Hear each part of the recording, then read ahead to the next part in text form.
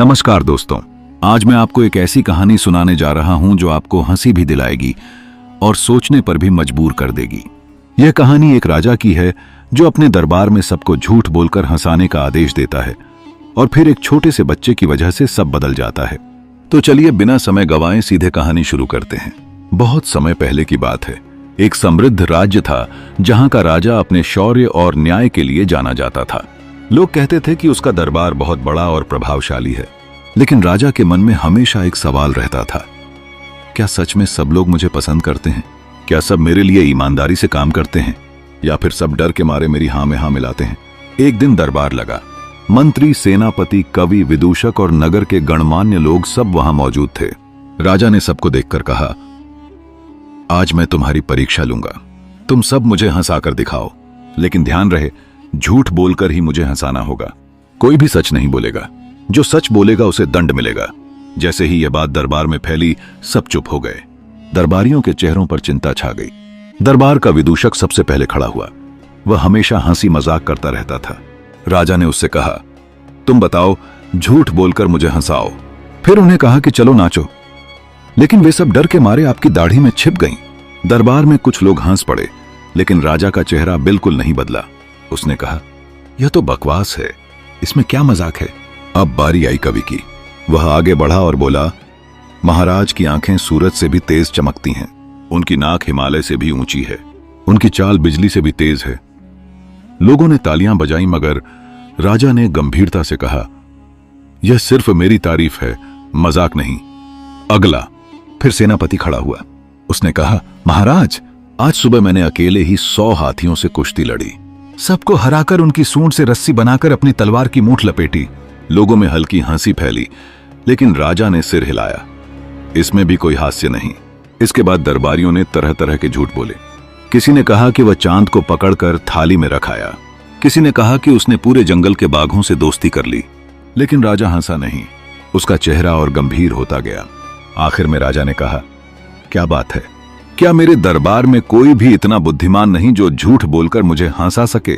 सबके सिर झुक गए, कोई जवाब नहीं था। तभी पीछे से एक आवाज आई, महाराज, अगर इजाजत हो तो मैं भी कोशिश करूं। सबकी नजरें घूम गईं। वहां खड़ा था एक छोटा सा बच्चा, साधारण कपड़ों में, नंगे पांव, चेहरे पर मासूमियत। बच्चे ने हाथ जोड़कर कहा, महाराज, मैं इसी नगर का एक सामान्य बालक हूं। मेरा नाम अर्जुन है। मैंने सुना कि आप झूठ सुनना चाहते हैं और हंसना चाहते हैं, तो सोचा मैं भी कोशिश करूं। दरबारियों ने एक दूसरे को देखा। यह बच्चा क्या कर पाएगा? राजा ने कहा, ठीक है, लेकिन याद रहे, सच नहीं बोलना, सिर्फ झूठ बोलकर ही हंसाना है। बच्चा मुस्कुराया और बोला, जैसा आप कहें महाराज। तो सुनिए।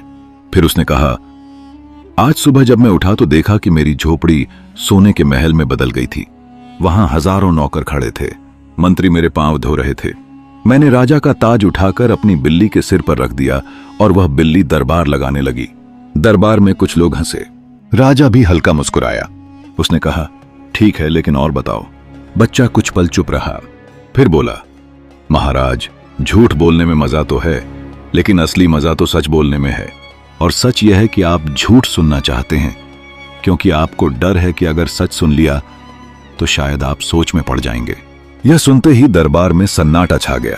सबके चेहरे बदल गए।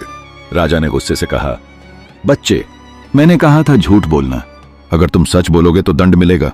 बच्चा शांत स्वर में बोला, महाराज, दंड मिल सकता है, लेकिन अगर मैं सच न बोलूं तो मेरी आत्मा के लिए दंड होगा। सच सुनकर डरना नहीं चाहिए। अगर झूठ सुनकर हंसी नहीं आई तो क्यों ना सच सुनकर देखिए। राजा चुप हो गया। दरबार में कोई कुछ कह नहीं पाया।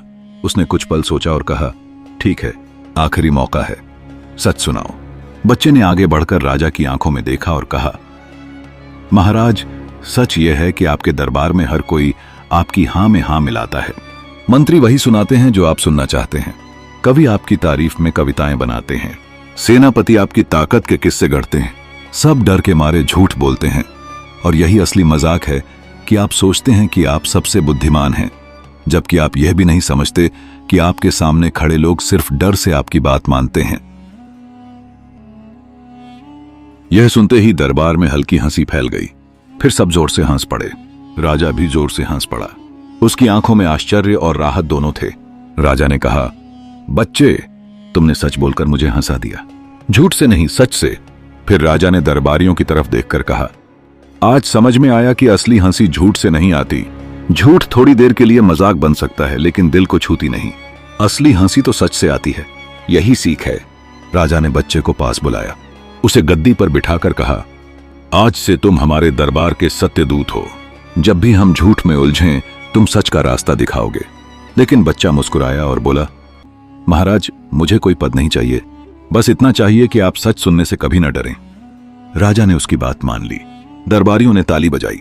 उस दिन से दरबार में सच बोलने की परंपरा शुरू हुई। लोग डरकर नहीं, विश्वास से बातें करने लगे। दोस्तों, यही कहानी हमें यह सिखाती है कि झूठ की हंसी क्षणिक होती है, लेकिन सच की हंसी दिल को छू जाती है। सच बोलना कभी आसान नहीं होता, लेकिन वही हमें मजबूत बनाता है। अगर आपको यह कहानी पसंद आई हो तो वीडियो को लाइक करें, सब्सक्राइब करें और अपने दोस्तों के साथ शेयर करें। अगली बार मैं आपको फिर एक नई प्रेरणादायक कहानी सुनाऊंगा। तब तक के लिए धन्यवाद।